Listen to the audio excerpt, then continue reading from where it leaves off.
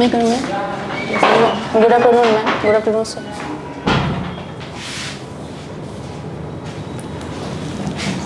Thank you ma'am.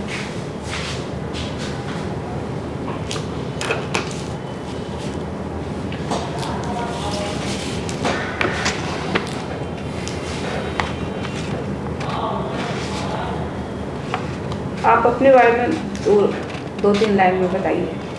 Ma'am मेरा नाम रागिनी कुमारी हुआ। मैं पटना डिस्ट्रिक्ट की रहने वाली हूँ। मैंने अपना ग्रेजुएशन एमडी कॉलेज नवतपुर से विशेष सब्जेक्ट के साथ किया है।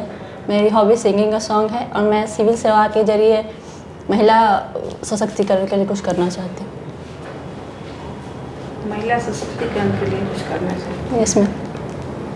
अब रिसेंट में महिला सशक्तिकरण के दिशा में कुछ निर्णय आए हैं, आप अवेयर हैं? Yes ma'am, women reservation bill आया है।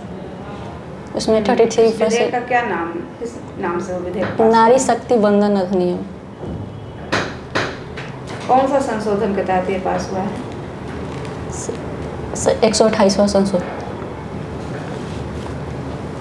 कितना प्रतिशत ये आरक्षण प्राप्त हुआ है महिलाओं को? सर 33% देने का बात की गई।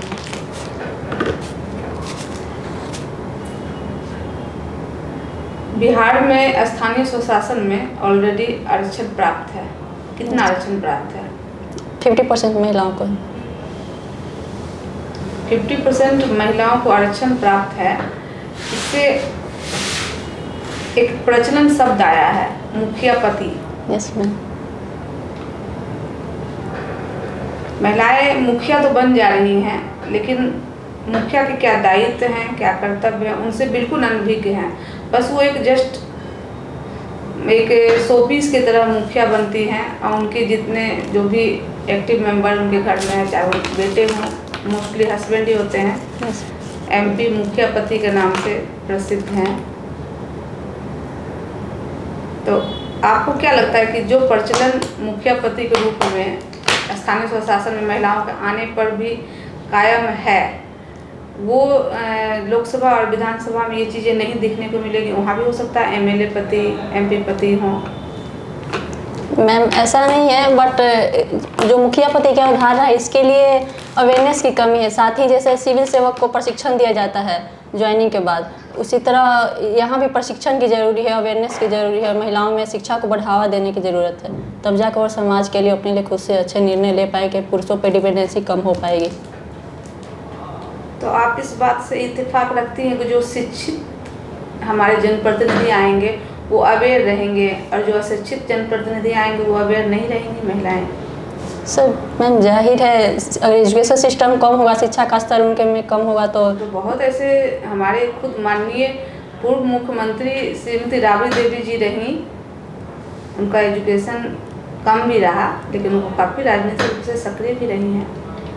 मैम ऐसा नहीं है, बहुत सारी पढ़ी लिखी महिलाओं में, इवन हम तो जॉब फील्ड में देख रहे हैं कि महिलाएं खुद डिसीजन नहीं ले पाती हैं। तो इसमें आप कहाँ तक लगता है आपको कि किस एरिया में या किस चीज़ों में कमी रह जाती है कि महिलाएं अपना प्रतिनिधित्व चाहे जिस भी फील्ड में हो, एजुकेशन से लेकर के हर एक फील्ड में अपना प्रतिनिधित्व स्वयं नहीं कर पाती हैं, वो किसी प्रतिनिधि को लेके चलती हैं? इसका क्या रीजन रह जाता है आपके अकॉर्डिंग? मैम सही बात, अगर यहाँ पुरुष प्रधान समाज की प्रतिशतात्मक सोच है, कहीं न कहीं घर परिवार से उनको उस तरह से अवेयरनेस नहीं दिया जाता है। जिस पुरुष प्रतिशतात्मक समाज की सोच होती थी, क्या आप यहाँ बीसीए करके इंटरव्यूअर के सामने बैठी होती हैं? मैम नहीं, फिर भी बहुत कम हुई है, बट अभी भी समाज में इस तरह से व्यवस्था है जहाँ लड़कियों को पीछे खींचा जा रहा है, आगे बढ़ने में काफ़ी कम मौका दिया जा रहा है। इसमें आप महिलाओं को कितनी हद तक दोषी मानती हैं? मैम महिलाएं हैं, चूँकि समाज की वाहक होती है, वो बच्चे को जन्म से ही सिखाते हैं, आप लड़का हैं, वो लड़की है, आपको ये नहीं करना चाहिए, आपको वो नहीं करना चाहिए। सोशल कंट्रोलिंग के बारे में टोटली महिलाओं के हाथ में ही होता है। अगर बचपन से महिलाएं मतलब लड़का और लड़की दोनों को इक्वल संस्कार दे, इक्वल उनको रहने का फ्रीडम दे तो क्या ये इक्वल संस्कार, इक्वल फ्रीडम है? जैसा आप सोशल कंट्रोलिंग की बात कर रही हैं, वो बिना इकोनॉमिक फ्रीडम के आप एग्जीक्यूट कर पाएंगे? नहीं मैम, लेकिन महिलाएं जब उनको उस तरह से शुरू से ही शिक्षा और पालन पोषण उनका अधिकार बताएंगे तो जाहिर है आगे इकोनॉमिकल कंडीशन उनका भी अच्छा होगा अगर एजुकेशन अच्छी पाएंगे तो अच्छा जॉब लेंगे तो इकोनॉमिक कंडीशन जाएगी तो उनका अच्छा हो पाएगा। बहुत सारे न्यूज़पेपर में देखते हैं अच्छी अच्छी जज महिला होती हैं और अपने पति से विक्टिम होती हैं, और बहुत सारी अनपढ़ महिलाएं होती हैं वो अपने पति को पीट देती हैं। तो यहाँ तो शिक्षा का कहीं कोई महत्व मेरे ख्याल से नहीं आता है। इसको आप किस नज़रिए से देखते हैं? सही। चलिए कोई बात नहीं। आप सिविल सेवा में आना चाहती हैं, कुछ तो आपका सोच होगा, ध्येय होगा आने का, इससे आप मोटिवेट हुई कि इस फील्ड में आना चाहिए? क्योंकि आप BCA की हैं, आपके लिए काफ़ी अच्छे NMC वगैरह मल्टीनेशनल कंपनियों में ऑप्शन थे, फिर इस फील्ड में आने के प्रति आपका रुझान कब रहा और क्यों रहा? सर आफ्टर ग्रेजुएशन में हमें लगा कि सिविल सर्विस में जाना चाहिए, क्योंकि इसमें एक अच्छा जॉब प्रेफरेंस के साथ साथ एक रिस्पॉन्सिबिलिटी भी मिलती है समाज के लिए कुछ करने का। इस फील्ड में आकर जो भी हम कुछ कर पाएंगे उससे समाज पे एक पॉजिटिव और नेगेटिव इफेक्ट पड़ सकता है। समाज में तो एक यदि सफाई कर्मी भी है उसका ही पॉजिटिव इफेक्ट पड़ता है। सर यहाँ एक मैम एक अथॉरिटी के साथ हमें समाज के लिए जो भी सरकारी योजनाएं लाती है। लुभा रही है? नहीं मैम, सत्ता के साथ अथॉरिटी की बात आपने की है। बिना अथॉरिटी में समाज में के लिए कुछ किया नहीं जा सकता है, वो हमारी बातों को सही तरीके से नहीं समझेंगे। अथॉरिटी के साथ बहुत बड़ी रिस्पॉन्सिबिलिटी भी आपके ऊपर आएंगी। Yes ma'am. तो फिर से अथॉरिटी की बात क्यों कर रही हैं? रिस्पॉन्सिबिलिटी मैम हम बोले रिस्पॉन्सिबिलिटी भी आती है, जिससे कोई भी कार्य करेंगे तो समाज पे उसका पॉजिटिव और नेगेटिव इफेक्ट पड़ सकता है। जैसे कोई भी समाज योजना सरकार ला रही है, अगर उसको हम सही तरीके से इम्प्लीमेंटेशन नहीं कर पाएँ तो उसका निगेटिव इफेक्ट पड़ेगा। अगर उसका हम सही तरीके से इम्प्लीमेंटेशन कर पाएँ समाज के लिए तो उनका पॉजिटिव इफेक्ट पड़ेगा।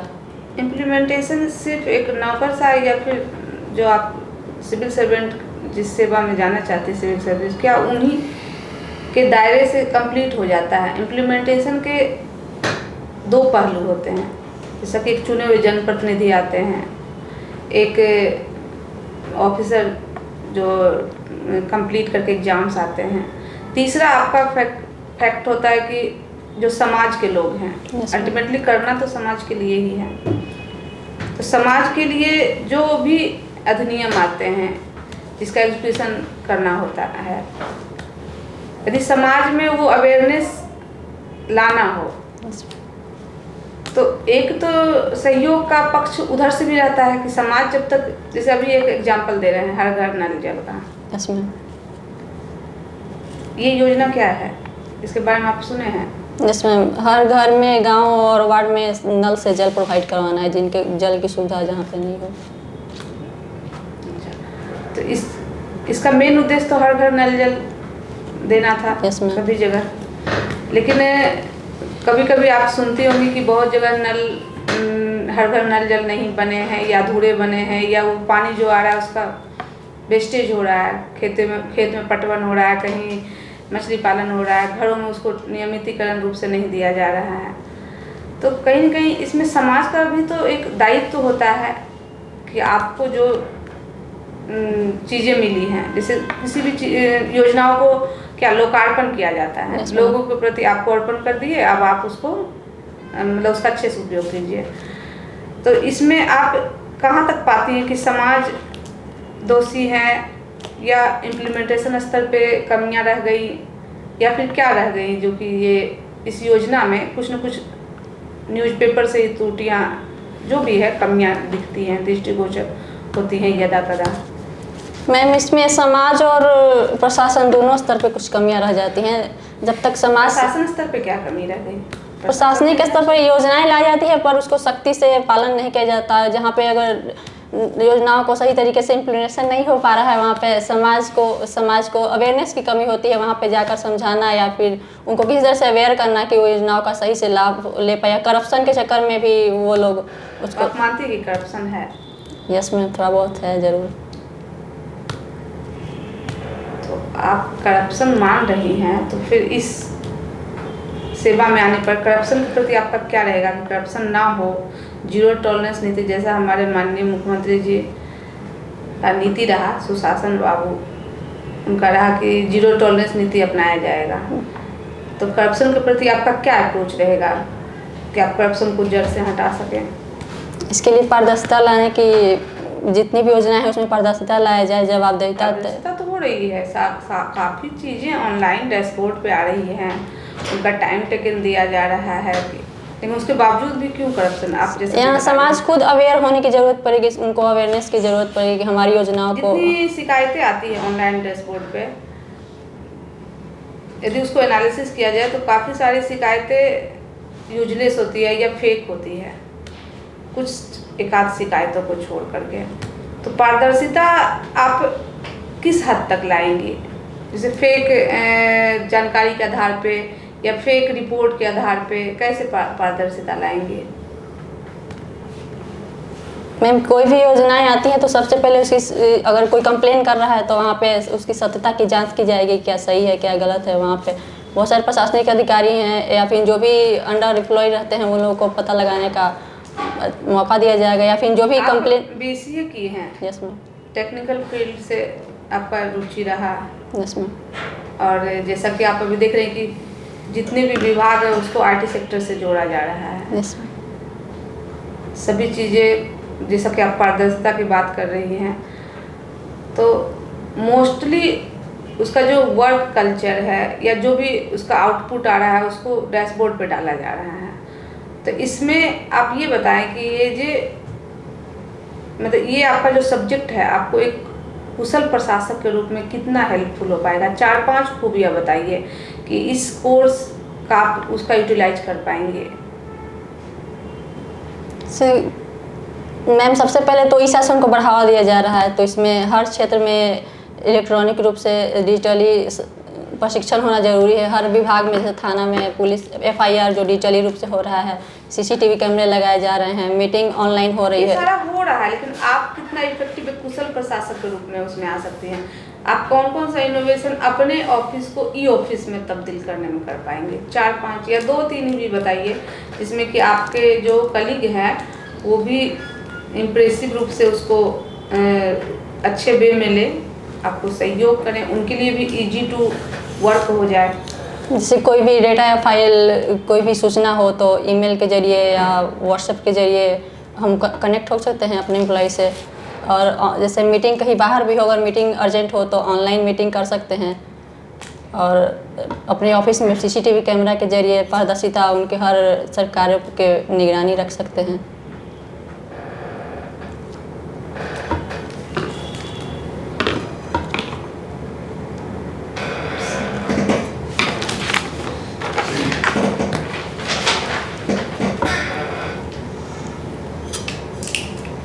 सोशियोलॉजी विषय है आपका? Yes sir. Optional? Yes. BCA की? Yes sir. कोई कनेक्शन नहीं है दोनों के बीच? यस। कंप्यूटर से क्या रिलेशन है सोशियोलॉजी का? कैसे रख लिए विषय? सर चूँकि ऑप्शनल यहाँ पे BCA रखने का कोई ऑप्शन था नहीं, तो कंप्यूटर साइंस नहीं है? नहीं सर, BTech वाला है पोर्शन विषय में।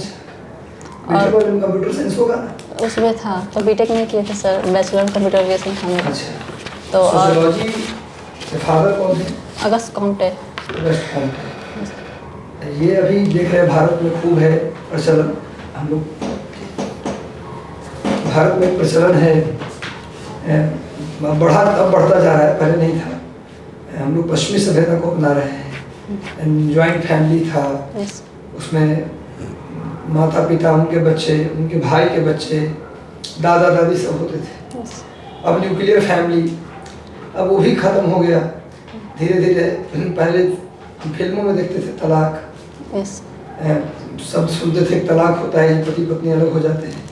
अब हर कोर्ट में, सिविल कोर्ट में हम एक मामला देख रहे हैं, हर सिविल कोर्ट में रोज़ 1-2 मामला 3 मामला पहुंच जाता है। छोटा भी डिस्ट्रिक्ट है तब भी पहुंच जाता है वो कि भाई तलाक का मैटर, तो इतना ज़्यादा बढ़ गया तलाक। तो न्यूक्लियर में भी अब इलेक्ट्रॉन प्रोटॉन न्यूट्रॉन की बात हो गया। ऐसा क्या है, क्या कारण मान रही हैं आप, और क्या होना चाहिए समाज में जिससे वो न्यूक्लियर कम से कम माता पिता और दादा दादी कम से कम परिवार में आ जाए? सर जहाँ तक तलाक की बात, क्या कारण मानते, कारण बता दीजिए। सबसे पहले अवेयरनेस, जो सामाजिक आर्थिक सशक्तिकरण बढ़ा है महिलाओं में, वो भी है। अवेयरनेस उनसे नहीं सर, एक अवेयरनेस जैसे उनके प्रति अगर कोई डोमेस्टिक वायलेंस या कोई हो तो अवेयरनेस फैलती है। और सेकेंड परिवार का सपोर्ट, पहले फैमिली सपोर्ट नहीं करती थी, अगर हस्बैंड को साथ नहीं रहना है तो अब सपोर्ट करती है कि ठीक है तुम आ जाओ। और सेकेंड, जो अभी का तकनीकी युग है जिसके कारण कोई भी छोटी बड़ी सूचनाएं तुरंत एक दूसरे के साथ पहुंच जाती है। मतलब मोटा मोटी 3 कारण नहीं, एक ही कारण है कि भाई पुरुषवादी मानसिकता था पहले। पुरुष अगर टॉर्चर भी करते थे तो महिलाएं पहले अज्ञानतावश उसे सहती थी और उस टॉर्चर को, लेकिन अब उस टॉर्चर को, ज़्यादा टॉर्चर है तो एक लिमिट तक सहती हैं, उसके बाद महिलाएं उसका अपने काम से प्रतिकार करती हैं और इस वजह से पुरुष जो है महिलाओं को उस प्रतिकार को झेल नहीं पाते और फिर विवाद बढ़ता है, तलाक तक बैठक पहुंच जाता है। सर और भी कारण है, जैसे समय की कमी। आज अगर वीमेंस और मेल्स दोनों जॉब कर रहे हैं तो एक दूसरे में समय नहीं बच पाता इस तनाव को दूर करने के कारण। इस कारण बात नहीं कर पाते, आप बात नहीं कर पाते, समस्याओं को सुलझा नहीं पाते, डायरेक्टली कोर्ट में चले जाते हैं, जिस कारण मैटर है। अच्छा, तो ये आप सही मान रहे हैं कि अच्छा हो रहा है? लोग तो कहते हैं ज्वाइंट फैमिली में व्यक्तिगत लाभ आदमी नहीं ले पाता है, न्यूक्लियर में उससे ज़्यादा लाभ मिलता है और टूट जाएंगे तो और लाभ मिलेगा। नहीं सर, इसका पॉजिटिव इफेक्ट दोनों है, निगेटिव दोनों इफेक्ट है। तलाक होना जो है, हम पूछ रहे हैं भाई जो पति पत्नी अलग हो रहे हैं, इसका पॉजिटिव नेगेटिव दोनों है। यस। पॉजिटिव पहले बता दीजिए मुझे आप। पॉजिटिव, जैसे महिलाओं को अपने जीवन पसंद का जीवन जीने का अधिकार है, वो टॉर्चर सरकार नहीं रहना चाहती, और फ्रीडम का जो आर्टिकल 21 में दिया गया अधिकार वो है। और सेकेंड निगेटिव है कि सर इसमें पारिवारिक विघटन होता है। हो सकता है समझौता, अपने माता पिता से बात करें, तलाक थोड़ा ना है कोई सोल्यूशन। हमारे यहाँ फैमिली ऑर्गेनाइजेशन है, परिवार संस्था है। यूरोप और अमेरिका के लोग दुखी हैं इस बात चीज़ को खोकर। ये वो फिर चाहते हैं कि हम उस संस्था में लौट आएँ। कई सारे उपाय किया जा रहा है वहाँ पर। फ्रस्ट्रेशन डिप्रेशन के बहुत सारे रोगी वहाँ पर हैं। हर चौराहे पे मिलेंगे आपको 2-3 डिप्रेशन वाले लोग, और मोटापा, तो ही तरह की बीमारी वहाँ पर है। तो सबसे तलाक इशू करना है, उसको आप फैमिली से बात करके भी तो रिजॉल्व कर सकते हैं, खुद भी बात कर सकते हैं। माता पिता से बात कीजिए। कहीं ना कहीं समय की कमी और जो इंडस्ट्री, आपके पास समय की कमी तो आप शेयर तो कर सकते हैं ना गार्जियन से, ऐसी ऐसी बातें हो रही हैं, तो गार्जियन दूसरे से बात कर लेंगे, है ना। ये पॉजिटिव चीज़ नहीं है। तलाक किसी भी हद तक पॉजिटिव ठहराना ठीक नहीं है। हर हाल में उसे निगेटिव ही मानना है, इसका कोई पॉजिटिव एस्पेक्ट नहीं है। Thank you sir. ठीक है, आप मुझे बताइए विवाह के कितने प्रकार हैं? सर 8 प्रकार। सोशियोलॉजी के अनुसार 8 प्रकार। सारे प्रकार बता सकते हैं आप? Yes sir. बता दीजिए। ब्रह्म विवाह, प्रजापत्य विवाह, दैव विवाह, आर्ष विवाह और असुर विवाह, पिशाच विवाह। क्या है पिशाच विवाह? क्या है सर? उसमें कन्या का अपहरण कर विवाह किया जाता है। और ये क्या बोलते हैं असुर विवाह? क्या है असुर विवाह में सर जैसे सोई हुई कन्या या मदिरा पान की हुई कन्या को उठाकर ले जाया जाता है शादी के लिए। और संस्कार कितने हैं हिंदू धर्म में? 16 संस्कार। 16। माँ के गर्भ में कितने संस्कार हो जाते हैं? सर 3 संस्कार। यस। जन्म संस्कार क्या संस्कार है? सर चौथा संस्कार है। और उपनयन संस्कार क्या संस्कार है? सर एग्जैक्ट याद नहीं है। कितने वर्ष में उपनयन संस्कार होता है? कितने आश्रम हैं? आश्रम 4 है। 4 आश्रम है। अच्छा, आपने BCA किया है, bachelor of computer application? Yes. कहाँ से किया है? Sir MD college Navatpur. कौन से विश्वविद्यालय में आता है? मगध यूनिवर्सिटी में सर। मगध यूनिवर्सिटी में आता है। तो आप इसमें प्रोग्रामिंग भी पढ़े हैं? सर पढ़े थे। बताइए सॉफ्टवेयर क्या होता है?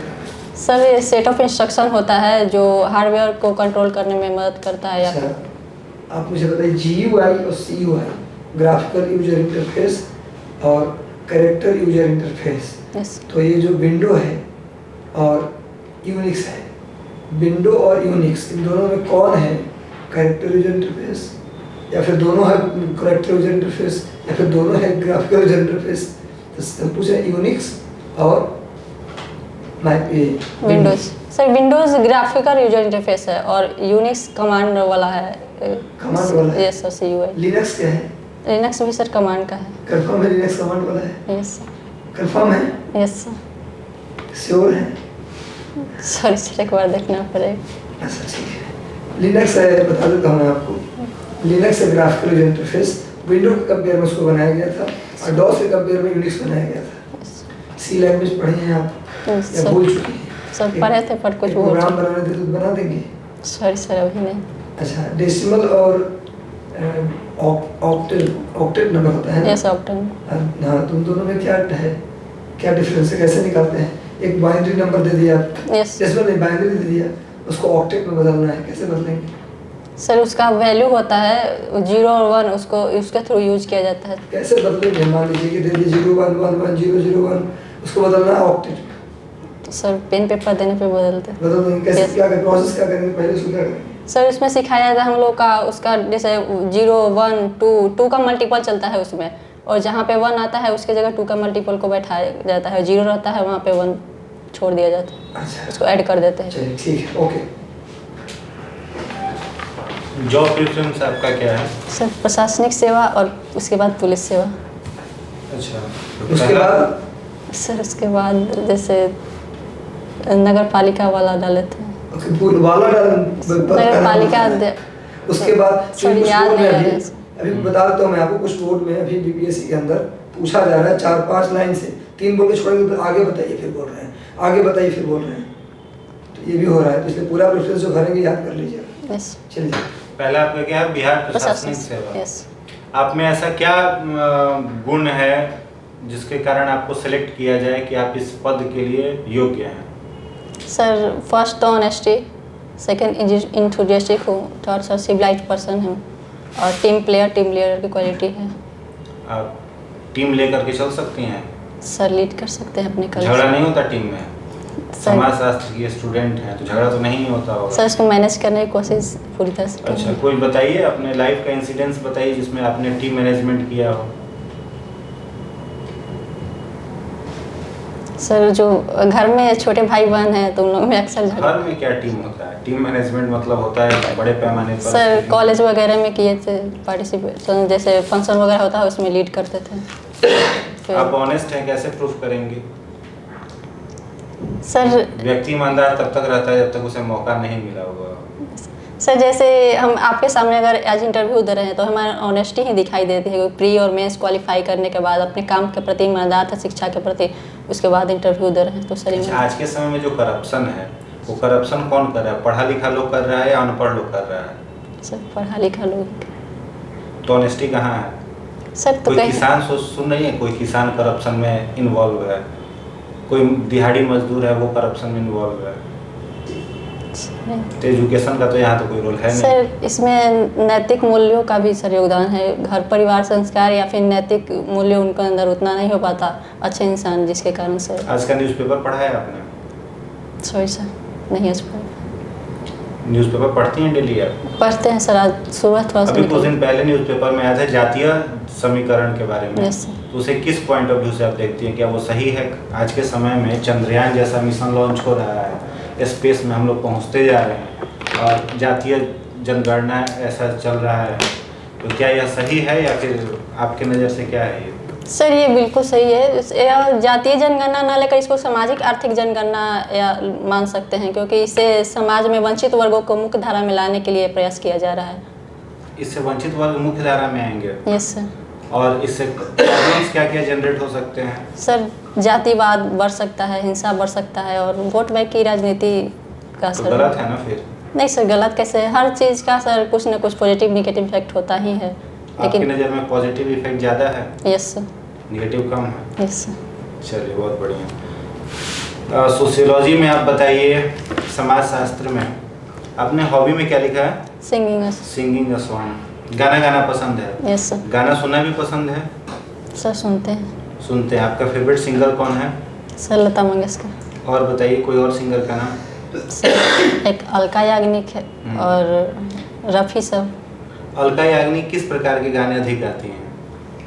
सर वो मिडिल में गाना ज़्यादा गाती थी, अब काफ़ी कम हो गया। 90s के सॉन्ग में बढ़िया कोई सॉन्ग सुना सकती हैं आप?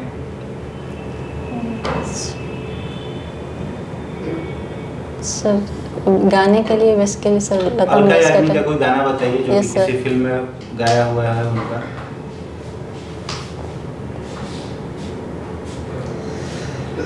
दुआ है मेरी रब से। अच्छा, उनका ये गाना हुआ है मेरी रब से।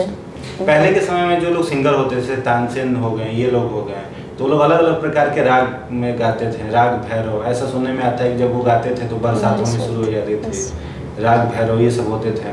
तो क्या है ये सब सुर के बारे में कुछ जानती हैं आप? सॉरी सर, सर प्रैक्टिकल इसका लिए नहीं है, बस इंटरेस्ट के बस ऐसे ही गाती हैं? Yes. इसका ट्रेनिंग आपने कहीं नहीं नहीं किया? नहीं yes. फंक्शन वगैरह में पार्टिसिपेट करते थे तो। अच्छा, तो आप अलका याग्निक का कोई गाना सुनाइए। ये दुआ है मेरी रब से, हम दोस्तों में सबसे, मेरी दोस्ती पसंद आए, मेरी दोस्ती पसंद आए।